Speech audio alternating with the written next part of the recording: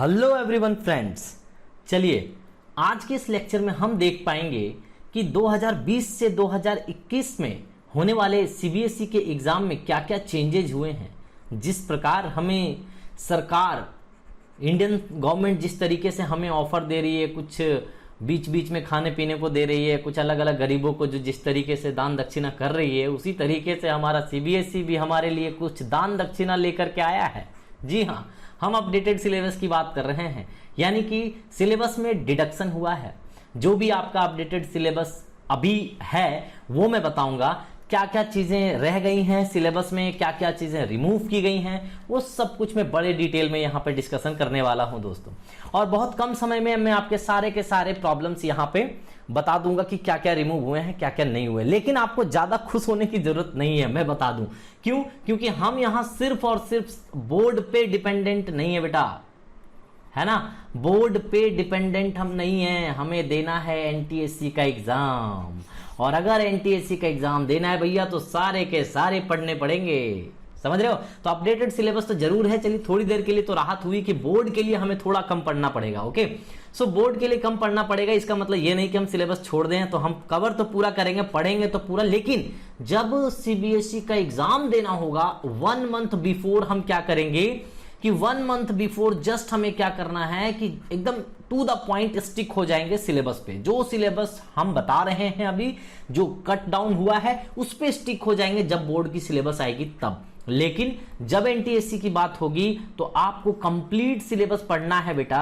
और मैं इसको बता दूं कि कंप्लीट सिलेबस पढ़ने से आपको यह भी फायदा होगा कि जब आप 11th 12th में जाएंगे तो ये जो चैप्टर्स कट किए गए हैं वो भी कैरी फॉरवर्ड कुछ कुछ हुए हैं आगे चल करके, यानी कि 11th 12th में भी आपको ये हेल्प करेगा। इसीलिए हमें उतना खुश होने की जरूरत नहीं है कि सिलेबस डिडक्ट हुई है। हालांकि माना जा रहा है कि 25% से लेकर के 30% का एवरेज अगर निकालेंगे हम तो इतनी कट हुई है सिलेबस में, ठीक है। तो इतने के लिए आपको खुशी मनाने की जरूरत नहीं है, बहुत ज्यादा कट नहीं हुआ है। और कट भी हुआ है तो वो इंपॉर्टेंट टॉपिक कट नहीं किए गए हैं, कहीं कहीं से कट किए गए हैं, वो हम डिटेल में देखेंगे पूरी तरीके से। लेकिन हम फिलहाल ये समझ लें कि पढ़ने के समय हम पूरा का पूरा टॉपिक पढ़ेंगे, एक एक टॉपिक को हम डिटेल में पढ़ेंगे, लेकिन उसमें मार्किंग करते चलेंगे। हम पूरे हाइलाइटर से मार्क करते चलेंगे अपने नोट्स में कि आखिर बोर्ड के लिए क्या इंपॉर्टेंट है। कोई एक कलर आप ले लें और उस कलर से मार्क करें कि जो आपको बोर्ड के लिए इंपॉर्टेंट है वो वाला मार्क जरूर कर दें। लेकिन पढ़ना तो बेटा आपको सब है, क्योंकि आप अगर किसी कॉम्पिटिटिव एग्जाम की तैयारी कर रहे हैं, और ऑब्वियसली आप कर रहे होंगे, तो इसके लिए आपको ये चीज जरूरत पड़ेगा। तो चलिए बिना समय गवाए हम स्टार्ट करते हैं अब आगे की ओर। यानी कि सबसे पहले हम साइंस की बात करेंगे और साइंस की ही बात करेंगे, सिर्फ साइंस की ही बात करूंगा मैं। बाकी के लिंक मैं आपको डिस्क्रिप्शन बॉक्स में दे दूंगा। आप जाइए, सारे के सारे सिलेबस को डाउनलोड कीजिए, उसका प्रिंट आउट करिए और अपनी स्टडी टेबल में फ्रंट में लगा लीजिए, ताकि आप बार बार उस सिलेबस को देख पाएं और अच्छे तरीके से उसको फॉलो कर पाएं, ठीक है। तो मैं साइंस में सबसे पहला लेना चाहूंगा, जो कि मैं केमिस्ट्री पढ़ाता हूं और सबसे पहले मैं केमिस्ट्री ही लेना चाहूंगा। तो चलिए साइंस में सबसे पहला पार्ट हम क्लास 10th और 11th, क्लास 10th एंड यहां पे 9th की, दोनों की हम बात करेंगे। लेकिन फिलहाल अभी हम 10th की बात करने जा रहे हैं, तो 10th की बात करेंगे और बाद में हम 9th की बात करेंगे, ठीक है। तो चलिए सबसे पहले केमिस्ट्री से स्टार्ट करते हैं। तो केमिस्ट्री में मैं यहां पे इस तरीके से लिख देता हूं कि टॉपिक जो रिमूव किए गए हैं यहां पे लिख दूंगा, और जिसमें कोई चेंज नहीं हुआ है वो यहां पे लिखूंगा, नो चेंज, ठीक है। वो ऐसे टॉपिक होंगे जिसमें बिल्कुल ही चेंज नहीं हुआ, और रिमूव हुआ है तो क्या क्या हुआ है ये मैं डिटेल में आपको बताने वाला हूं। तो चलिए सबसे पहले हम देख लेते हैं कि कौन कौन से चेंज नहीं हुए हैं। तो अगर हम बात करें, पहला चैप्टर आपका पढ़ना है। सीबीएसई ने भी इस चीज को बहुत ही दिमाग लगा करके किया है कि बच्चे अभी शुरुआती चैप्टर तो पढ़ लिए होंगे, तो उसमें किसी भी तरह का चेंज ना किया जाए तो ज्यादा बेहतर होगा। तो chemical equation and chemical reaction आपने सुन रखा होगा, आपका पहला चैप्टर है बेटा। तो ये पहला चैप्टर जो है वो किसी भी तरीके के चेंज नहीं किए गए हैं इससे, जिस तरीके से था उसी तरीके से। तो सीबीएसई ने सोचा भैया अब तक तो इन्होंने एसिड बेस सॉल्ट भी पढ़ लिया होगा, तो एसिड बेस सॉल्ट को भी उसने छूना सही नहीं समझा, तो एसिड बेसिस एंड सॉल्ट को उसने छुआ भी नहीं। एसिड बेसिस एंड सॉल्ट की बात करें तो उसने छुआ ही नहीं है, बिल्कुल चेंज नहीं हुई है। यहां पे केमिस्ट्री में आप देखेंगे होल सिलेबस में पूरी तरीके से चेंज नहीं हुआ है, ज्यादा बिल्कुल ही ज्यादा चेंज नहीं हुआ है, क्योंकि केमिस्ट्री एक्चुअल में अहमियत रखता है अपने डेली लाइफ में। हालांकि सारे सब्जेक्ट का इक्वल अहमियत है, लेकिन हमारे नजर में ये बहुत नजर है कि अब देखिए हम नेक्स्ट बात कर लेते हैं थोड़ा सा अगला चैप्टर की, that is periodic table. The most important topic is periodic table. और ये जो पीरियोडिक टेबल होता है बेटा, अगर हम इस पीरियोडिक टेबल की बात करें तो आप देखेंगे इसमें भी किसी भी तरह का चेंज नहीं किया गया है, जैसा कि उनको पता है कि बहुत इंपॉर्टेंट टॉपिक है। तो ये इन तीनों टॉपिक्स में एक फुटी कौड़ी की भी चेंज नहीं की गई है। अब क्या करना है बेटा, यहां पे रिमूव, यानी कि गई भैंस पानी में, कौन कौन सी भैंस चली गई पानी में, चलिए इसको देखते हैं, है ना। ये अपने लिए खुशी की बात होगी, थोड़ी सी बोर्ड में थोड़ा सा लोड कम पड़ेगा भैया। तो चलिए हम देख लेते हैं जो मेटल और नॉन मेटल था बेटा। यहां पे अगर हम बात करें मेटल्स एंड नॉन मेटल्स की बात करें, नॉन मेटल्स की बात करें, तो यहां पे मेटलर्जी वाला जो पार्ट था, ये वाला इंट्रोडक्शन तो सब चीज रहेगा, मेटलर्जी पार्ट एक रहता है यहां पे, है ना, मेटलर्जी वाला पार्ट जो रहता है, और एक रहता है कोरोजन वाला पार्ट। लास्ट में आप पढ़ते हो ये metallurgy and corrosion part almost 50% ये पूरे चैप्टर का ले लेता है। मेटल एंड नॉन मेटल में 50% आपको ये वाला पार्ट रहता है। तो मेटल एंड नॉन मेटल में 50% पार्ट को रिमूव किया गया है, सिर्फ मेटलर्जी, है ना, and corrosion. Rest of the part metal and non metal के अभी भी हैं, ठीक है, रेस्ट ऑफ द पार्ट अभी भी हैं। सो 50% बेटा रिमूव किया गया, सिर्फ मेटलर्जी को रिमूव किया गया है और कोरोजन को रिमूव कर दिया गया है, देख लीजिए आप, ठीक है। नेक्स्ट अगर केमिस्ट्री के लास्ट टॉपिक की बात करें, that is carbon and its compound. Very very important topic, carbon and its compound. Carbon and its compound बेटा बहुत टॉपिक इसमें रिमूव कर दिए गए हैं। ऑलमोस्ट अगर मैं कहूं तो लगभग 80% टॉपिक इससे उड़ा दिए गए हैं। गई भैंस पानी में, कार्बन एंड इट्स कंपाउंड का पूरी तरीके से बैंड बजा दिया गया है। और आप देख सकते हैं कि सिर्फ और सिर्फ मुझे क्या पढ़ना है, कोवेलेंट बॉन्डिंग। कोवेलेंट बॉन्ड थोड़ा सा पढ़ना है, वो ज्यादा है नहीं इसमें, तो कोवेलेंट बॉन्डिंग आपको पढ़नी है। वर्सेटाइल नेचर ऑफ कंपाउंड पढ़ना है बेटा आपको, वर्सेटाइल नेचर ऑफ कंपाउंड आपको पढ़ना है बेटा। तो ये चीज आपको पढ़ना है, वर्सेटाइल नेचर ऑफ कंपाउंड आपको ये पढ़ने हैं। और last one is homologous series पढ़ना है बेटा, होमोलोगस सीरीज पढ़ना है, होमोलोगस सीरीज पढ़ना है। बस इतने ही चीज आपको इसमें पढ़ने हैं, इतनी ही चीज आपको पढ़ने हैं। बाकी के बाकी कार्बन एंड इट्स कंपाउंड गियो, गई भैंस पानी में, कोई नहीं बचा बेटा। सिर्फ यही चीज, 3 टॉपिक बस पढ़ने, covalent bonding, homologous series and versatile nature of the compound. बस ये 3 टॉपिक पढ़ने हैं। बाकी के बाकी ये 2 चैप्टर आप देख सकते हो केमिस्ट्री में बेटा पूरा का पूरा गई भैंस पानी में हो गई है। अब हम बात कर लेते हैं थोड़ी सी, अगर केमिस्ट्री की बात हो गई हो तो आइए हम थोड़ी सी बात कर लेते हैं बायोलॉजी की, है ना।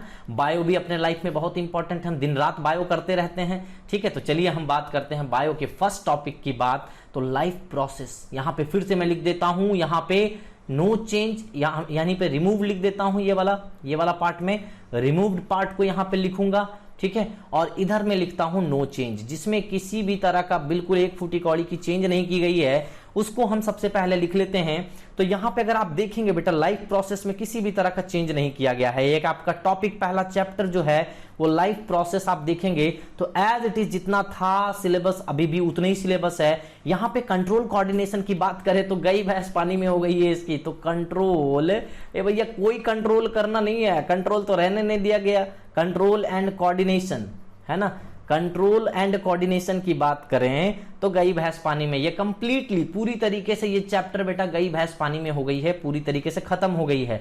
यहां पे रिप्रोडक्शन की बात करें, देखो भैया ये जानना बहुत जरूरी है लोगों को, अगर रिप्रोडक्शन नहीं सीखेंगे तो जनसंख्या बढ़ाएंगे कैसे। तो यहां पे हम बात करते हैं रिप्रोडक्शन की, तो रिप्रोडक्शन में किसी भी तरह का चेंज नहीं की गई है, समझ लीजिए बात को, ये बहुत इंपॉर्टेंट था, इसीलिए वो भी समझ गए, वो सीबीएसई वाले भी, कि भैया इसको हटाएंगे तो लोग बवाल कर देंगे, इसको हटाने की जरूरत नहीं है, मजे लेते हैं इस टॉपिक में लोग बहुत, है ना, इसीलिए नो चेंज। उसके बाद अगर हम देखें कि हेरिडिटी एंड इवोल्यूशन। तो यहाँ पे एक चैप्टर है आपको हेरिडिटी एंड इवोल्यूशन, तो हम बात करेंगे। चलो हेरिडिटी को मैं इधर रख देता हूँ, यहाँ पे हेरिडिटी को रख देता हूँ। इवोल्यूशन चली गई है, गई भैंस पानी में। इवोल्यूशन पूरी तरीके से खत्म कर दी गई है बेटा, तो इवोल्यूशन पूरी तरीके से रिमूव कर दी गई है। हेरिडिटी एंड इवोल्यूशन एक चैप्टर है जहां पे इवोल्यूशन, गई भैंस पानी में, और हेरिडिटी के बारे में आपको पढ़ना है बस। इसमें कोई चेंज नहीं हुआ, जितना था उतना अभी भी है। तो ये था बायोलॉजी के बारे में। कितना जल्दी जल्दी हम समझ जा रहे हैं चीजों को ना। एक रिमूव कर दिया गई है, ये गई भैंस पानी में इधर वाला है, ठीक है, और इधर में किसी भी तरह का चेंज नहीं किया गया है। क्या मस्त है ना। तो बायोलॉजी भी लो भैया खत्म हो गया। अब हम चलो बात कर लेते हैं यहाँ पे, थोड़ी सी हम बात कर लें किसके बारे में, तो नेचुरल फिनोमिना, यानी कि आप फिजिक्स की बात कर लेते हैं भैया। एक ही तो बच गया साइंस में, फिजिक्स, केमिस्ट्री और बायो। सो यहाँ पे हम बात करते हैं आखिर फिजिक्स की, तो हम यहाँ पे अगेन लिख देते हैं रिमूव्ड, गई भैंस पानी में, और दूसरे साइड हम लिख देते हैं बेटा नो चेंज, नो चेंज। ठीक है, तो चलिए हम बात करते हैं नो चेंज की। तो यहां पे अगर हम बात करें तो ये मान के चलते हैं कि पहला चैप्टर की अगर हम बात करें तो 50-50 गेम खेला गया है यहां पे। तो पहला चैप्टर आपका है नेचुरल फिनोमिना, नेचुरल फिनोमिनन। इसमें आप देखिए, मैं अगर बताऊं आपको तो 50% मान लीजिए कि यहां पे है, और 50% गई भैंस पानी में हो गई है बेटा। इसका जो 50% है वो गई भैंस पानी में। वो 50% कौन कौन से भैंस चली गई पानी में, आप थोड़ा सा देख लीजिए। जो आपका ह्यूमन आई था, स्ट्रक्चर ऑफ ह्यूमन आई था, वो पानी में चला गया। भैया देखोगे कैसे, ये तो बहुत ही बवाल कर दिया है भाई लोग ने, है ना। तो यहाँ पे गई भैंस पानी में कर दिया, इसको भी तो बड़ा बवाल कर दिया, इसको तो ये गलत काम कर दिया भैया। ये आंख को ही पूरा डुबो दिया है, देखेगा किससे आदमी, ठीक है। तो ये पूरी तरह से खत्म। ये defection of vision and correction है ना, इसके डिफेक्ट्स है ना, defects of what, vision and correction, ये भी गई भैंस किसमें बेटा, पानी में। और application of mirror and lenses, ये एप्लीकेशन भी चले गए हैं पानी में। सो एप्लीकेशन की बात करें बेटा तो ये भी नहीं बचा है। तो आप देख सकते हैं ये पानी में चले गए हैं, ये लोग रिमूव्ड हो गए ये सब टॉपिक। तो यानी कि हम अगर बात करें नेचुरल फिनोमिनन की तो यहां पे 50% सिलेबस में है, और जो नहीं है वो बता दिया वैसा, जो नहीं है वो बता दिया है। बाकी जो नहीं बताया समझ लेना कि वो सिलेबस में है, पढ़ो चुपचाप से। पढ़ना तो ऐसे सब कुछ है, लेकिन आपको बस अंडरलाइन कर लेना है कि भैया कौन सा नहीं पढ़ना है बोर्ड के लिए, उसको अंडरलाइन कर लो, और आगे चल करके उसको फिर क्या करो, देखते रहो। और वहां पे जब 1 महीने बचे रहेंगे, जब बोर्ड की फुल फ्लेजर वे में तैयारी कर रहे होंगे, तो उसको मत देखना, बस खत्म बात। ज्यादा भेजा लगाने की जरूरत नहीं है, अपने पास भेजा है ही नहीं, लगा के क्या करेंगे भैया। चलो यहाँ पे बात करते हैं दूसरे नंबर की। तो दूसरा नंबर आपका इलेक्ट्रिसिटी है ना, द इफेक्ट ऑफ करंट जिसे आप कहते हो, है ना। तो this is effect of current की बात कर लेते हैं। तो इफेक्ट ऑफ करंट को किसी तरीके से उतना ज्यादा छुआ नहीं गया है, मतलब बहुत कम चीजें को रिमूव की गई हैं, और इसी के साथ में यहां पे लगा दिया जाता है मैग्नेटिक इफेक्ट को, है ना, मैग्नेटिक इफेक्ट को। तो ये 2 टॉपिक यहां पे देख सकते हैं, effect of current and magnetic effect में आप मान के चल सकते हैं कि 70% सिलेबस मैं कहूंगा कि इसमें है, और 30% इसमें, इस सेकंड वाले टॉपिक का 30% सिलेबस जो है वो गई भैंस पानी में कर दी गई है। चलिए थोड़ा सा मिटा करके मैं बताऊं कि कैसे गई है भैंस पानी में। तो यहां पे देख लीजिए आप इस तरीके से कि सेकेंड वाले में यहां पे advantages and disadvantages of what, AC and DC, alternative current and direct current के बारे में जो एडवांटेजेस थे, है ना, एडवांटेजेस थे वो खत्म कर दिए गए हैं, रिमूव कर दी गई है ना। उसके बाद डोमेस्टिक इलेक्ट्रिक करंट या डोमेस्टिक इलेक्ट्रिक सर्किट जो होता है ना, डोमेस्टिक इलेक्ट्रिक सर्किट, तो ये पूरी तरीके से रिमूव कर दी गई है। जो कि घर में काम करने वाले इलेक्ट्रिक जनरेटर वगैरह को, सब कुछ जनरेटर को भी खत्म कर दिया गया है। तो एसी जनरेटर आप कह सकते हो खत्म कर दी गई है। एसी जनरेटर ये बेटा पूरी तरीके से क्या हो गया है, गई भैंस पानी में, यानी कि 30% रिमूव की गई है सिलेबस लगभग मेरे हिसाब से। तो effect of current and magnetic effect की बात करें तो यहां पे 70% syllabus as it is remain है, और यहां पे 30% की बात करें तो वो रिमूव कर दिए गए हैं। और पूरा का पूरा गई भैंस पानी में अगर हम बोले तो बेटा नेक्स्ट टॉपिक जो है आपका थर्ड नंबर, वो है रिसोर्सेस ऑफ एनर्जी पूरी तरीके से खत्म हो गई है। यानी कि सोर्स ऑफ एनर्जी की अगर हम बात करें, सोर्स ऑफ एनर्जी की बात करें तो ये पूरी तरीके से खत्म हो चुकी है, सिलेबस में अब नहीं रहा।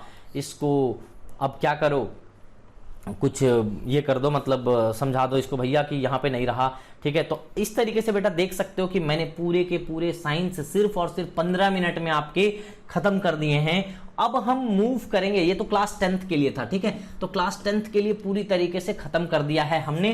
तो ये क्लास 10th का था। आप अच्छे तरीके से देखिए कि कौन सी चीजें नहीं हुई हैं। तो जो चीजें नहीं हुई हैं उन पे ज्यादा फोकस करें और उसको कम से कम लिख लें। और वही मैंने भी फोकस करने की कोशिश करी है कि कौन सी चीजें नहीं हुई है, उन्हीं चीजों को मैंने यहां पे लिखने का कोशिश किया है। तो ये थे आपके कंप्लीट अपडेटेड सिलेबस के बारे में, क्या रिमूव किया गया है, क्या सिलेबस में है, ये पूरी तरीके से बता दिया। बट मेरा सजेशन है बेटा आप लोगों को कि कभी भी पूरे के पूरे चैप्टर को अच्छे तरीके से पढ़िए, सारे चैप्टर को पढ़िए, क्योंकि आपको इन फ्यूचर अभी डिफरेंट कॉम्पिटिटिव एग्जाम को देना है। सिर्फ सीबीएसई बोर्ड से काम नहीं चलने वाला बेटा। तो डिफरेंट कॉम्पिटिटिव एग्जाम में बैठने के लिए आपको नॉलेज होना जरूरी है। आप सोचोगे फिर से मैं 10th दोबारा पढ़ लूंगा या क्लास 9th पढ़ लूंगा दोबारा, तो ये नहीं होने वाला है। ये आप और हम दोनों जानते हैं। सो बेहतर है इस चैप्टर को पूरे के पूरे पढ़िए। हालांकि आप फोकस मत करना, जब प्रिपरेशन लास्ट में कर रहे होंगे, रिवीजन जब कर रहे होंगे तो फोकस मत करना, लेकिन पढ़ना तो सब है आपको। तो चलिए, अब हमने बात कर लिया है क्लास 10th के बारे में, पूरी तरीके से बता दिया। अब क्लास 9th के बारे में मैं बता देता हूं कि क्या क्या सिलेबस में चेंजेस हुए हैं। यहां पे मुझे बताने में बिल्कुल भी ज्यादा समय नहीं लगेगा। ठीक है, सीबीएसई के द्वारा इसमें क्या क्या चेंजेस किए गए हैं आइए देखते हैं। सो नंबर 1 अगर हम बात करें तो केमिस्ट्री की बात कर लेते हैं। सबसे पहले 9th के सिलेबस में केमिस्ट्री की बात करते हैं। और केमिस्ट्री के सिलेबस में अगर हम देखें तो हमने पूरी तरीके से क्लासिफाई कर दिया है कि कौन कौन से चेंज नहीं हुए हैं। ये बिल्कुल ही चेंज नहीं हुआ है। नेचर ऑफ मैटर बिल्कुल ही चेंज नहीं हुआ है। Particle nature and bases unit इसकी बिल्कुल ही चेंज नहीं हुई है। Structure of atom, mole concept वगैरह जो इसमें आता है ना, थोड़ा थोड़ा मोल आता है, एटम्स आते हैं, उसके स्ट्रक्चर आते हैं, ये सब कुछ इसमें, ये कुछ भी चेंज नहीं हुआ है बिल्कुल भी यहाँ पे। केमिस्ट्री में हालांकि चेंजेस ही बहुत कम हुए, या तो 9th हो या 10th हो, किसी भी तरह का चीज हो, लेकिन यहाँ पे केमिस्ट्री में चेंजेस बहुत कम देखने को मिले हैं यहाँ पे।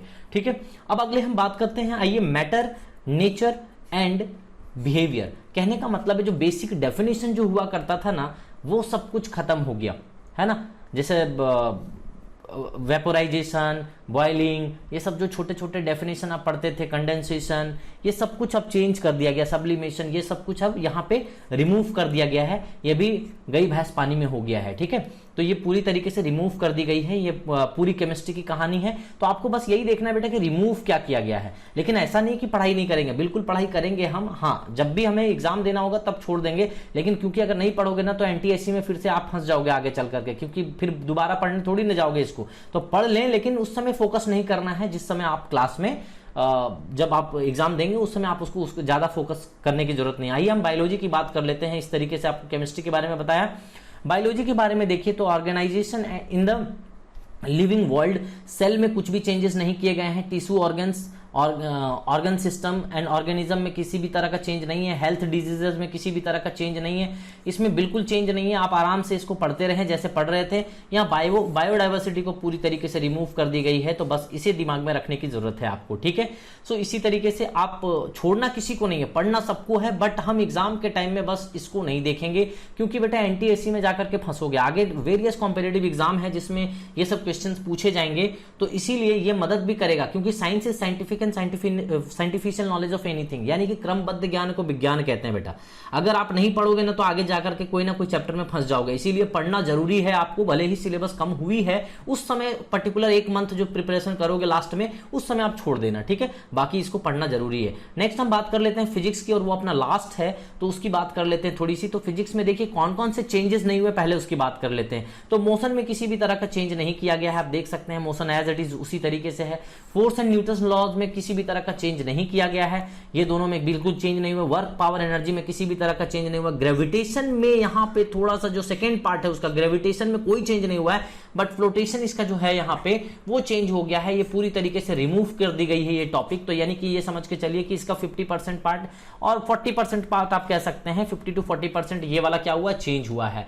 और साउंड चैप्टर को तो पूरी तरीके से मतलब म्यूट कर दिया गया है, खत्म है, कहानी खत्म कर दी गई है, इसको भी पानी में भेज दिया गया है, गई भैंस पानी वाला हिसाब है इसका भी, है ना। अब नेचुरल रिसोर्सेज की बात कर ले तो नेचुरल रिसोर्सेज में फूड प्रोडक्शन जो है उस पार्ट को रिमूव किया गया है, यानी कि इसकी भी मान सकते हैं 60% सिलेबस खत्म कर दी गई है। तो यानी कि ऑलमोस्ट आप समझ के चलिए कि ये भी अब उतना ज्यादा इसको फोकस करने की जरूरत नहीं है। तो these are the topics. 9th class में बहुत कम समय मुझे लगा इसको एक्सप्लेन करने में, ऑलरेडी मैंने लिख रखा था इसमें, तो दिक्कत नहीं आई, ठीक है। तो this is all about complete syllabus. जो भी एनालिसिस करना था सिलेबस के बारे में हमने कंप्लीट कर दिया है। मेरा सजेशन फाइनली यही रहेगा बेटा कि पढ़िए सारे चैप्टर्स को, लेकिन जब एग्जाम आएगा तो उस चैप्टर पे फोकस करने की जरूरत आपको नहीं होनी चाहिए, सिर्फ और सिर्फ उसी चैप्टर पे फोकस करिए। To the point syllabus download कीजिए, मैं लिंक दे देता हूं, नीचे शेयर कर देता हूं। सारे के सारे सिलेबस को डाउनलोड कीजिए, अपने टेबल पे रखिए, सो दैट आप अच्छे तरीके से देख पाए कि कौन सा है कौन सा नहीं है। ऐसे तो हमने सारे कुछ बता दिए हैं, लेकिन आप भी देख सकते हैं अपने आंखों से, ठीक है। सो इस वीडियो में इतना ही, मिलते हैं अगले वीडियो में, तब तक के लिए थैंक यू एवरीवन।